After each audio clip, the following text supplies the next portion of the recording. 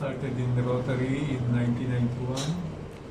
I was invited by detailman, nagdadala sa akin sa clinic ng gamot. Walang ginawa kundi kulitin ako na sumali sa Rotary Club ng San Juan West. Eventually, nag-join ako. Masaya naman yung grupo, mahilig kumanta, mahilig din naman kumanta. So, nagkasundo kami. And then, naramdaman ko yung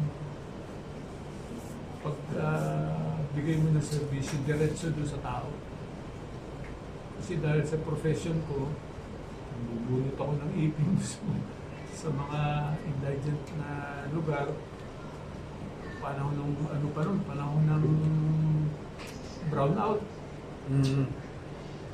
Kaya ako minsan may tigapay-pay ako habang ako nagbubunot ng ipin, nagpa-flashlight. Pero na-enjoy ko pa rin siya kahit mahirap ang mga gawain. So, ayun, marami akong mga matalik na kaibigan. Patuloy, si PJ kasi kaya naisipan namin din magtayo ng ibang club na kami yan, charter members. Gusto kami sa 4.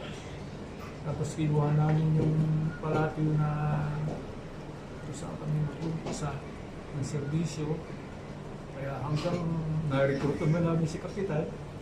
So, lumaki naman at awa ng Diyos, maayos naman ang naging takbo ng buhay pa kami hanggang ngayon. At yung asawa ko, siyempre, very supportive naman lahat ng activities. Kasi may spouse night ang Metro Pasig. So, nainganyo na rin yung mga misis namin na once a month kasama sila sa aming meeting. So, lahat sila, happy naman lahat kami. Okay. Hindi na ako maka-smile dahil ano yung ipin ko siya. Kaya naman, dentist ako tapos.